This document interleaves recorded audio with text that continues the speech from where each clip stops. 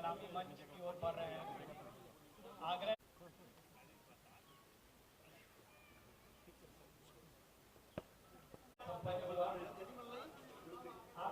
माननीय मुख्यमंत्री जी गणमान्य व्यक्ति माल्यार्पण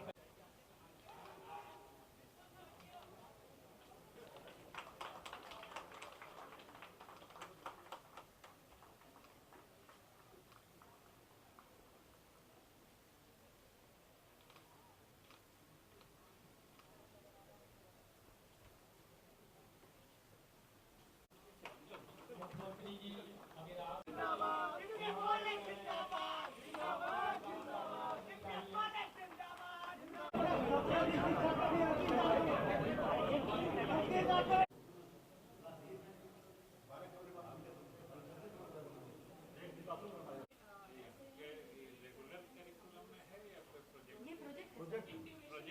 सर यही तो है कि हम चाहते हैं कि जो देगा जो ह्यूमन ये हमारा गिनी पिग है और कहते हैं ये मास स्पेक्ट्रोमीटर है, ये गैस क्रोमैटोग्राम है, वो हीलियम और नाइट्रोजन गैस है, इससे ये हम डिटेक्ट करते हैं। दूसरा काम जो हम पेटेंट करना चाह रहे थे वो है माइक्रो ऑर्गेनिज्म, जिसकी ये मेटाबोलाइट है, जिससे हम देख सकें कि प्रोबायोटिक स्ट्रेन जो खा कर भी अगर एनिमल वर्ल्ड में ये डिटॉक्सिफाई कर पाए तो सबसे जिसमें हम लोगों ने ड्रग दिया है और ये कार्य करने के लिए आपको गोल बिल्कुल दिख रहा होगा सर। आपका फॉर्मली अग्नि को पौधा बहुत पसंद है, जल जीवन हरियाली सर आप भी आज उनका नारा ही नहीं है। हम एक पौधा उनको भेंट कर रहे हैं।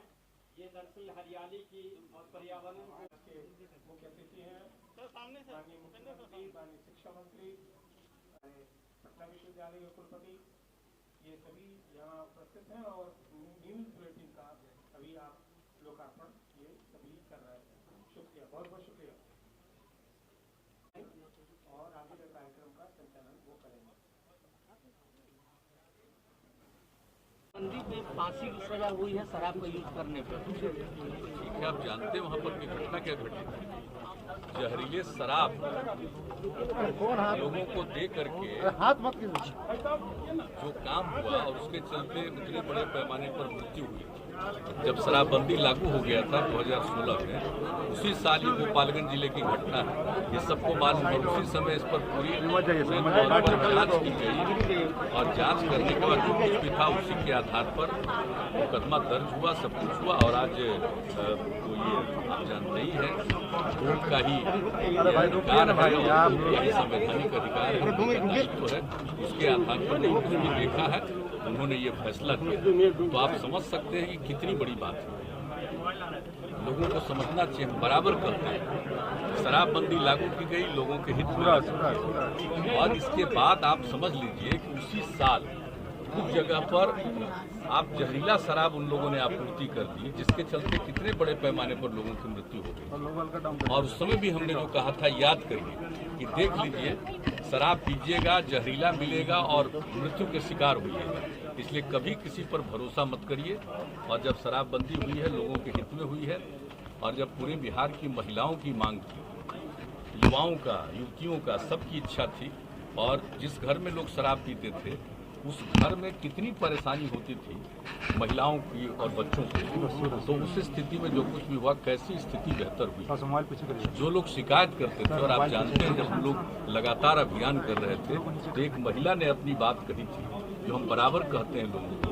उन्होंने अपनी बात यही बताई कि मेरे पति शराब पीते थे और आ करके शाम में झगड़ा करते थे और देखने में क्रूर लगते थे, लेकिन जब से शराबबंदी लागू हो गई, अब शाम में आते हैं, बाजार से सब्जी खरीद कर लाते हैं और अब मुस्कुराते हैं, अब देखने में अच्छे लगते हैं। तो आप समझ सकते हैं ऐसी बात उन महिलाओं ने कही, ऐसी महिला ने कही जिसके घर में उसके पति शराब पीते थे और घर की स्थिति को खराब रखा था। ये कितनी बड़ी बात है। और ऐसी स्थिति में आज भी कहीं कहीं कुछ जहरीले शराब की बात हो रही है, जांच चल रही है। तो ये तो सबको समझना चाहिए कि जब भी आप ये गलत काम करना चाहेंगे तो आपको और धोखा देगा। आपको कहेगा कि हम शराब देंगे और दे देगा जहरीला शराब, तो आप इसके शिकार होइएगा। इसलिए हम सबसे प्रार्थना करेंगे, ये कोई मेरा व्यक्तिगत बात नहीं है, ये बापू ने कहा है, राष्ट्रपिता ने लोगों को कहा, लोग तो उसको समझे नहीं। बहुत जगह पर इसको लागू, कुछ जगहों पर लागू हुआ, कई जगहों पर लागू नहीं हुआ। और यहाँ पर तो जब महिलाओं की ऐसी सशक्त मांग थी तब हम लोगों ने इसको लागू किया और इसके लिए लगे हुए हैं। और हम तो बराबर कहते हैं कि कुछ ना कुछ तो गड़बड़ करने वाला आदमी होगा। 100% आदमी सही नहीं हो सकता है, ये बिल्कुल आप जान लीजिए। कभी भी इतिहास से लेकर के सारे चीजों को देख लीजिए, कुछ ना कुछ तो गड़बड़ करने वाला आदमी होता है। लेकिन नजर रखनी चाहिए, इसका अभियान चलाना चाहिए। और जो लोग भी गड़बड़ करते हैं उनको अगर इस तरह से सजा होती है तो लोगों को समझ में आएगा ना कि हम अगर इस तरह का गंदा काम करेंगे तो फिर हमको सजा मिलेगी। तो इस तरह की बात होगी, इसका बहुत बड़ा असर पड़ने वाला है। और समझ लीजिए धीरे धीरे फिर बीच में कुछ गड़बड़ करने वाले लोग ज्यादा बढ़े थे, अब वो भी संख्या घट रही है। और पूरे तौर पर इसकी जांच पड़ताल के लिए हम लोग लगाए हुए। और आपको बता देते हैं कि हम तो रेगुलर ही कुछ ही दिनों के बाद आकर के सबको बुला करके पूछते हैं, सीनियर ऑफिसर्स को। और हमने तय कर दिया है कि प्रतिदिन, चाहे वो पुलिस के लोग हों जिनकी जिम्मेदारी है, मद्य निषेध विभाग के लोग हों, इनके टॉप लोगों को कह दिया है कि प्रतिदिन रोज थोड़ी देर बैठिए और सब जगह की खबर लीजिए और कहाँ क्या करना चाहिए इसके बारे में विचार करिए। अब होता है लोग, यानी होम डिपार्टमेंट के अफसर, मद्य निषेध वाले भी अफसर, और जो हम लोगों ने पुलिस अफसर डीजीपी और जो बनाए हुए हैं हम लोग आईजी प्रोहिबिशन, तो इस सब लोगों की मीटिंग होती है। और अभी हाल ही में कुछ ही दिन पहले फिर हमने एक रोज इसके बारे में पूरी चर्चा की, बातचीत की, अन्य विषयों के अलावा इस पर भी बात होती, तो लोग लगे हुए। और हम तो यही आग्रह करेंगे। और आज यहाँ पर आने का मौका मिला है, आप जानते हैं टीपीएस कॉलेज, हम लोग तो यंग एज से जानते हैं। आज मुझको पहली बार औपचारिक रूप से जब इन लोगों ने निमंत्रित किया तो मुझको अच्छा लगा कि भाई इसके बारे में सुनते रहे हैं हम लोग अपने यंग एज से। तो हमको लगा कि जब इन्होंने भेजा और क्या क्या बिल्डिंग्स में बना है, कुछ तो सरकार की तरफ से और कुछ इन लोगों ने अपनी तरफ से किया, और जिनके नाम से ये बना है उनकी पत्नी ने बनाया उनकी मृत्यु होने के बाद, तो उनकी मूर्ति को भी इन्होंने स्थापित किया। और सब लोगों ने आपस में मिल करके, ये कोई सरकार का नहीं बल्कि आपस में कंट्रीब्यूट करके बहुत अच्छी मूर्ति लगी है। तो उनकी मूर्ति का भी अनावरण करने का मौका मिला तो मुझे अच्छा लगा। और यहाँ पर इन लोगों ने कई अपना सेक्टर दिखाया है जहाँ पर कई प्रकार के काम कर रहे हैं, अनुसंधान कर रहे हैं, रिसर्च कर रहे हैं, तो मुझको अच्छा लगा। और अभी हमारे माननीय शिक्षा मंत्री जी भी हैं, ये भी साथ में है, देख लिए हैं। अब निश्चित रूप से और हमारे वाइस चांसलर्स लोग हैं, तो हम तो वाइस चांसलर लोगों से यही कहेंगे कि इन सब चीज़ों को देख करके ये बता दीजिए कि इस इंस्टीट्यूशन को और बढ़िया ढंग से चलाने में। और जब मुझे जानकारी मिली इसलिए हम आए, 7000 स्टूडेंट्स, तो ये जान करके मुझको बहुत अच्छा लगा कि 7000 स्टूडेंट हैं। जरा चल करके देखेंगे, हम यदा कदा ही जाते हैं कोई कॉलेज में, तो आज आ करके देख लिया है तो मुझे अच्छा लगा है। और अब तो वाइस चांसलर साहब लोग हैं, अब उनसे तो हम यही कहेंगे, और शिक्षा मंत्री जी भी हैं, जान लीजिए अगर कोई सरकार की तरफ से और सहयोग की जरूरत है ताकि हमारे विद्यार्थियों को बेहतर ढंग से काम करने में, और आप जानते ही हैं पोस्ट ग्रेजुएट तक की पढ़ाई है, यहाँ पर अनुसंधान हो रहा है, रिसर्च हो रहा है, सब बहुत अच्छा है। इस काम को आगे बढ़ाने के लिए अगर राज्य सरकार की तरफ से किसी प्रकार के सहयोग की आवश्यकता होगी तो हम लोग निश्चित रूप से देंगे, उनको मदद भी करेंगे। और आकर के मुझे पूछेंगे, मैं यहाँ के विद्यार्थियों को, यहाँ के शिक्षकों को, जितने रिसर्च स्कॉलर्स हैं, सब लोगों को मैं विशेष तौर पर बधाई देता हूं। कल आपने एक घटना पे आश्चर्यचकित किया था, क्या मुकेश सहनी जो किया वो टॉलरेबल था? हम तो बुला लिए, बात कभी कभी होता है ना कि कोई भी व्यक्ति को सारी बात की जानकारी नहीं होती, तो उनको लगा होगा और वो नहीं गए थे तो कोई चला गया, लेकिन उनको पूरी बात बताया गया, समझाया गया, जाकर के खुद ही उन्होंने स्वीकार किया, महसूस किया कि हाँ ये चूक हुई। क्योंकि किसी चीज़ की कोई एक बारे में हमसे पूछा भी है कि एक जगह ऐसा देखे थे, हमने कहा कि नहीं, वो बाजाब्ता इनवाइटेड थे फॉर्मली किसी भी कार्यक्रम में। कोई भी व्यक्ति अगर जो भी कार्यक्रम है सरकारी, उसकी तरफ से कोई व्यक्तिगत रूप से इनवाइटेड है कार्यक्रम में, और जो भूतपूर्व रहे हैं मंत्री, भूतपूर्व रहे मुख्यमंत्री, भूतपूर्व रहे केंद्रीय मंत्री, कई लोग हैं जो आते हैं, सांसद हैं, विधायक हैं, तो एक अलग बात है।